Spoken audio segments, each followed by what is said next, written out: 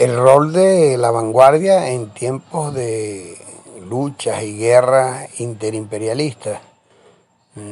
necesita que en primer lugar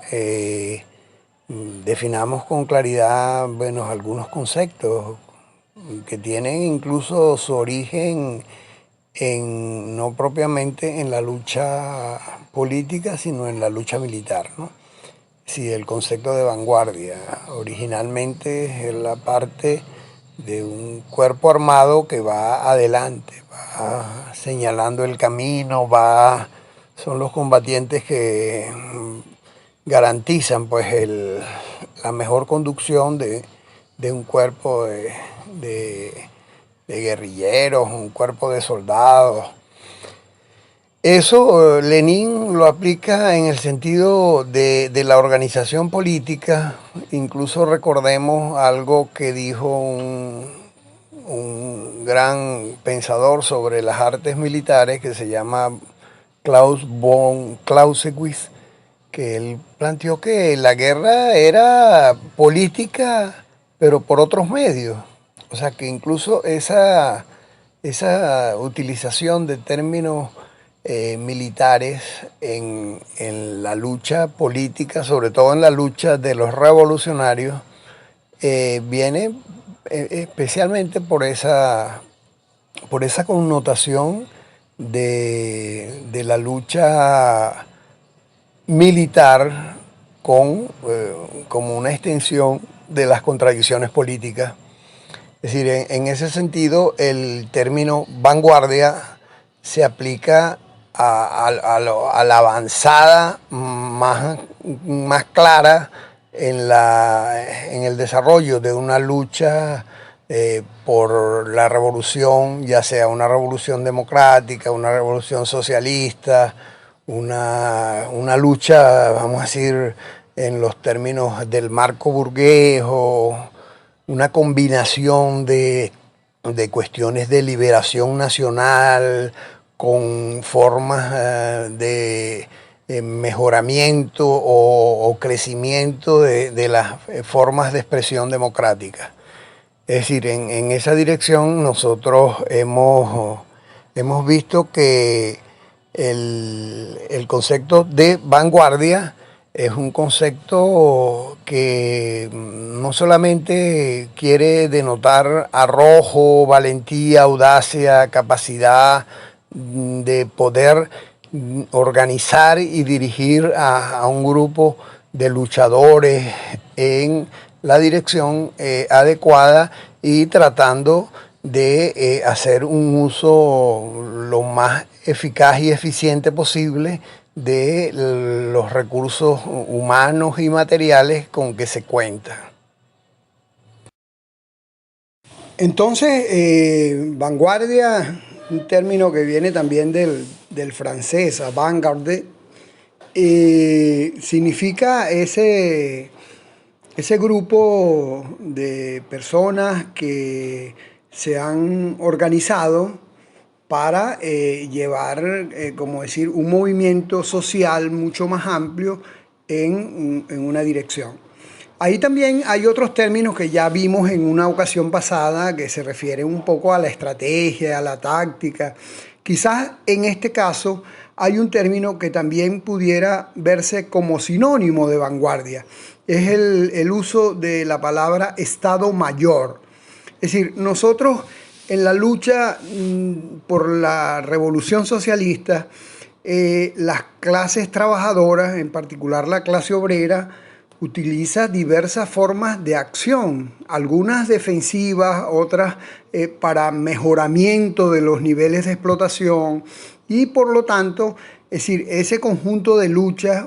algunas incluso que son, vamos a decir, imperiosas porque son el enfrentamiento a condiciones de vida y de trabajo realmente inhumanas, como se dieron durante la Revolución Industrial, en particular en Inglaterra, donde el uso de niños desde los 5 años de edad era común y corriente en horarios que trascendían las 12, 14, 16 horas diarias. Es decir, ese uso de la palabra Estado Mayor era entendido en esta lucha de clases como la posibilidad de un órgano que pueda conjugar esas luchas inmediatas, urgentes, espontáneas, con el fraguar una fuerza que vaya disponiéndose a transformar políticamente el Estado. En primer lugar, como se decía antes, en la toma del poder. Usamos nosotros en mejor medida la construcción de un nuevo poder. Es decir, es la emergencia de una nueva forma de organización social que ya va enseñando, asomando lo que es la reconstrucción de una sociedad basada en unas relaciones sociales de producción totalmente diferentes a la explotación del hombre por el hombre. Es decir, entonces, la vanguardia y el partido de vanguardia son la expresión de los hombres y mujeres más esclarecidos que resumen pues, el conjunto de esas luchas y la dirigen lo más acertadamente posible en la conquista pues, de ese nuevo poder, en la destrucción de un Estado que lo que garantiza es precisamente las relaciones sociales de explotación. Y el sentido de la vanguardia ya en el caso de las circunstancias de luchas imperialistas agudas, necesariamente tendríamos que pasearnos por dos ejemplos que son muy significativos. Es decir, lo que fueron las expresiones de las luchas de los pueblos en la Primera Guerra Mundial y en la Segunda Guerra Mundial. Así que vamos a pasar el próximo audio sobre estas cuestiones.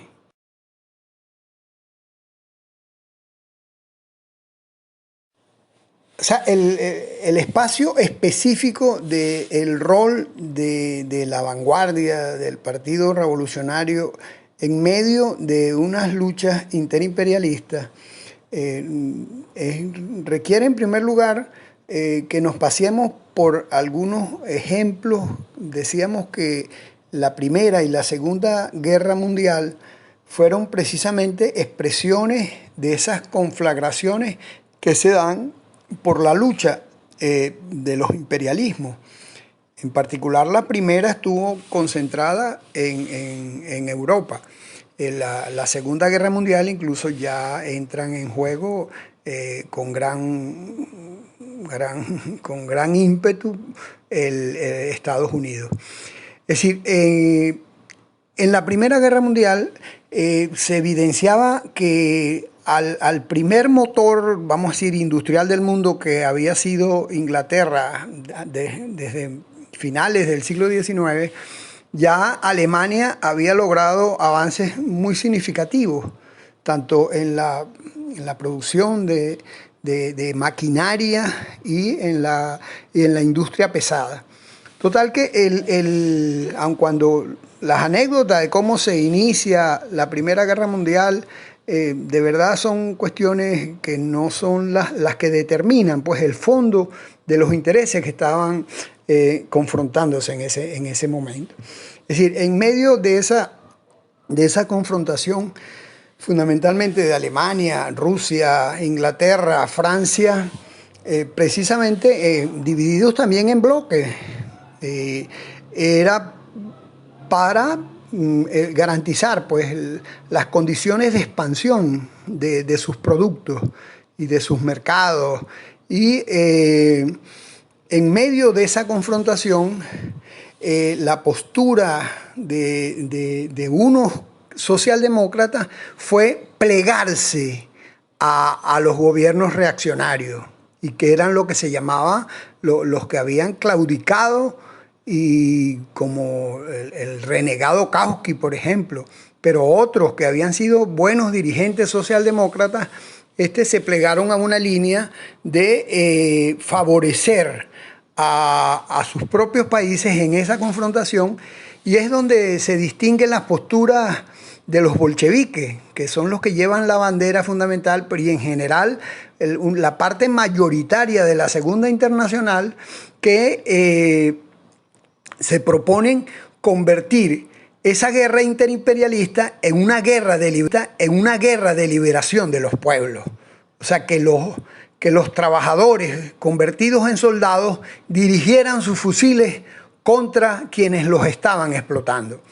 Es decir, en esa medida, la lucha por la paz y por el cese de esa confrontación tan inhumana, pues, el causar no solamente destrozos materiales, sino millones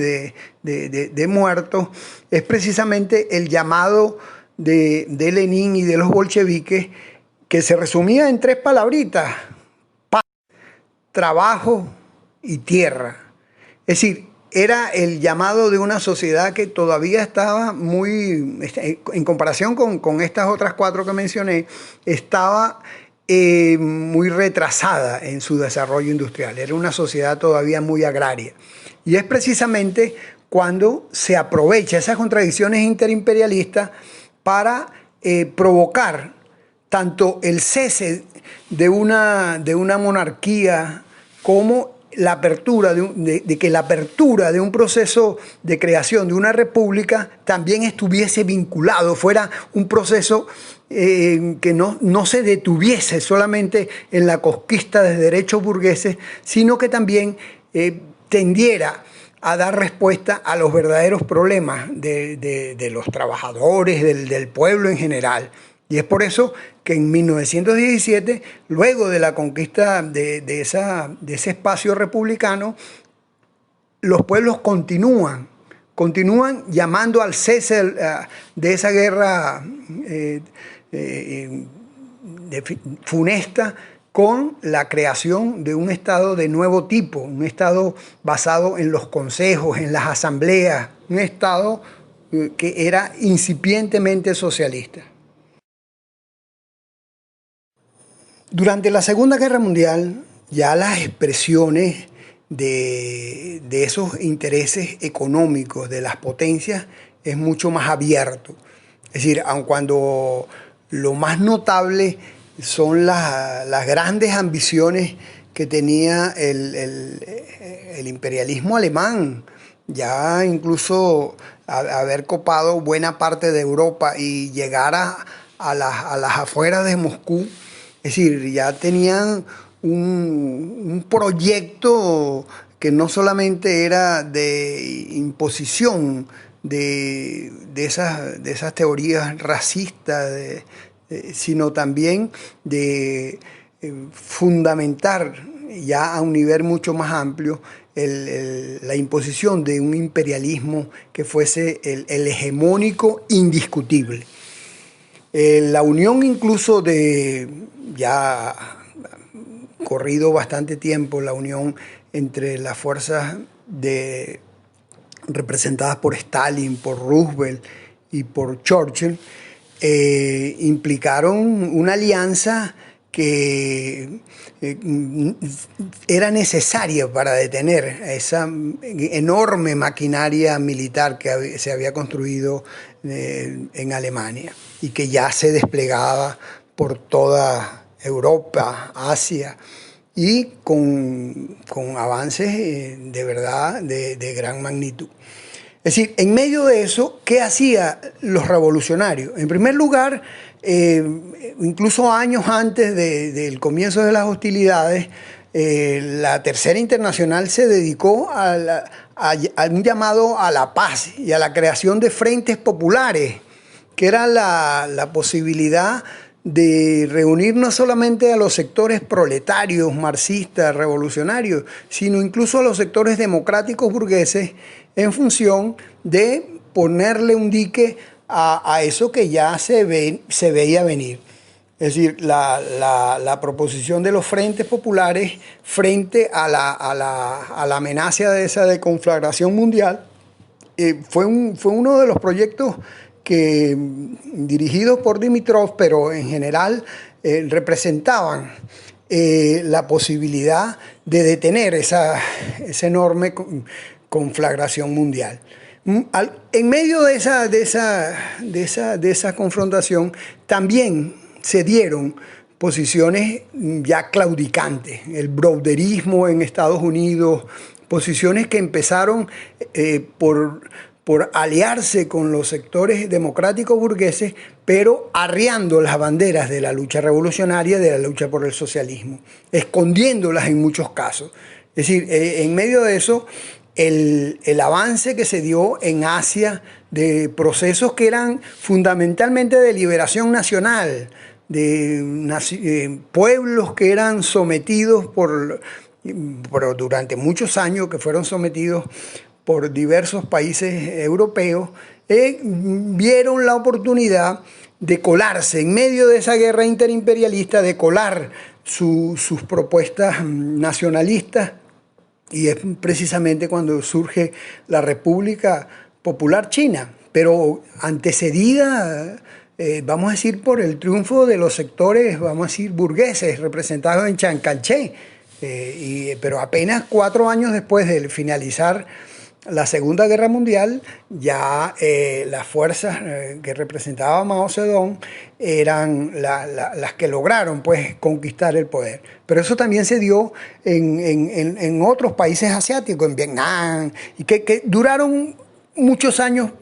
más, porque empezó lo que se llamó la Guerra Fría, o sea, el apoyo de Estados Unidos a las fuerzas que combatían en favor de la libertad nacional.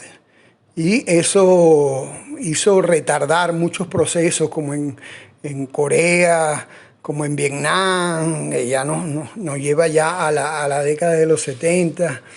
Entonces, digo yo, el ejemplo de cómo esas guerras interimperialistas te crean figuras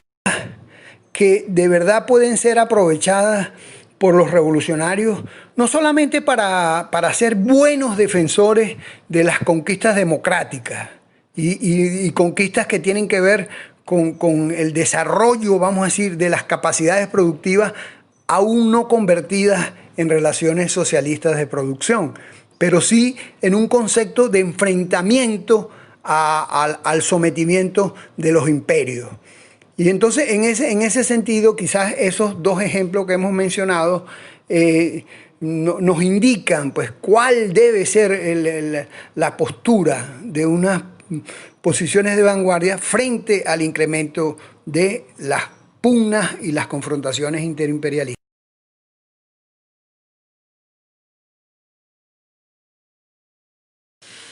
Hoy Venezuela está precisamente en medio de esa guerra interimperialista, es una zona en disputa. Ya China tiene un terreno ganado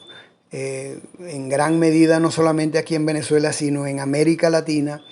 y precisamente no va a soltarlo de buenas a primeras. El proyecto chino es un proyecto de gran envergadura. Lo llaman un cinturón, una ruta. Es decir, incluso ya han hecho reuniones internacionales con presencia de más de 60 países que se han comprometido en formar parte de esa ruta, de ese cinturón. Es decir, ¿qué podemos hacer en Venezuela cuando vivimos directamente ante una administración que se ha entregado, pero como los cipayos más entreguistas del mundo? Es decir, nosotros cuando calificamos a la dictadura de Maduro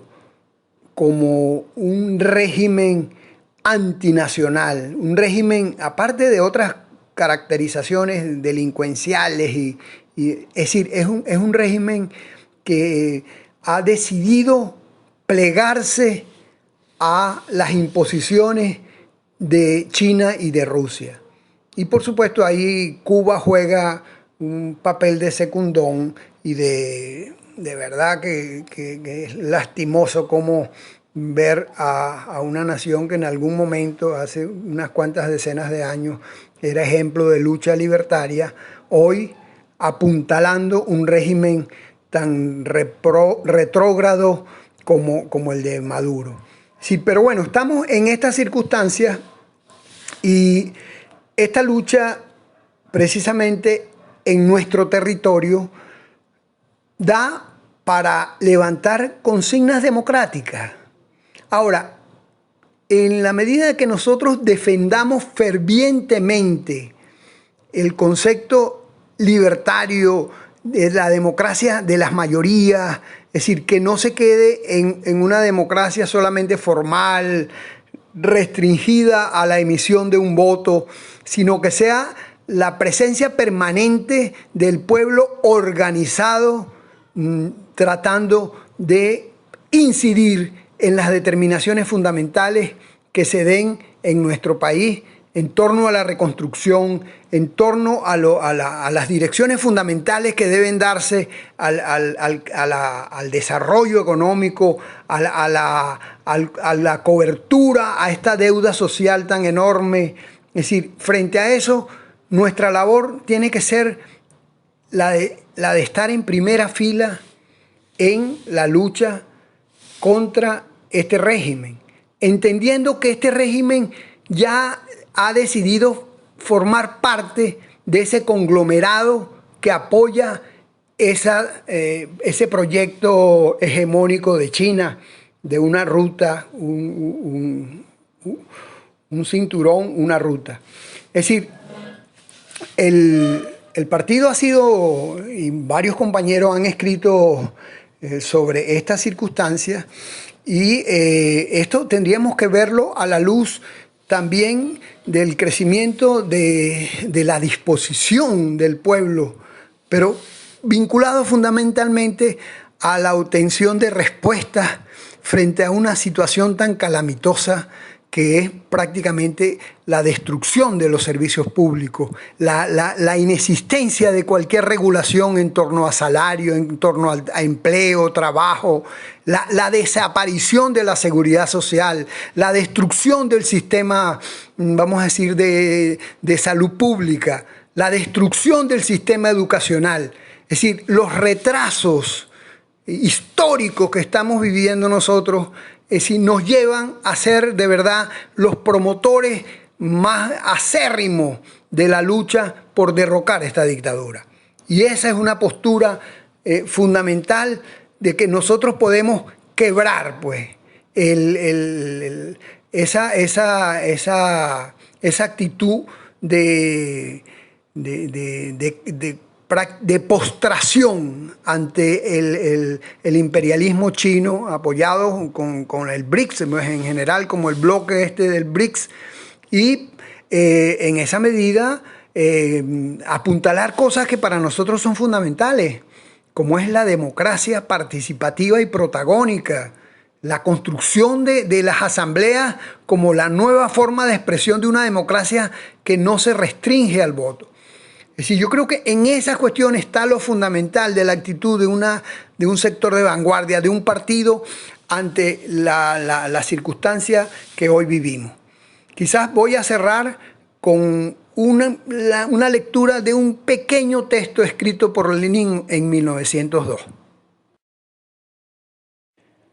No solo los revolucionarios en general se rezagan del ascenso espontáneo de las masas obreras, sino que incluso los obreros revolucionarios están atrasados en relación con el auge espontáneo de las masas. Y este hecho confirma del modo más evidente, incluso desde el punto de vista práctico, que la pedagogía con que nos obsequia tan a menudo, al discutirse el problema de nuestros deberes para con los obreros, es absurda y reaccionaria en el aspecto político. Este hecho testimonia que nuestra obligación primordial y más imperiosa consiste en ayudar a formar obreros revolucionarios que desde el punto de vista de su actividad en el partido estén al mismo nivel que los intelectuales revolucionarios. Subrayamos, desde el punto de vista de su actividad en el partido, pues en otro sentido, aunque sea necesario, está lejos de ser fácil y tan urgente que los obreros lleguen al mismo nivel. Por eso, debemos orientar nuestra atención principal a elevar a los obreros al nivel de los revolucionarios y no a descender indefectiblemente nosotros mismos a nivel de la masa obrera como quieren los economicistas.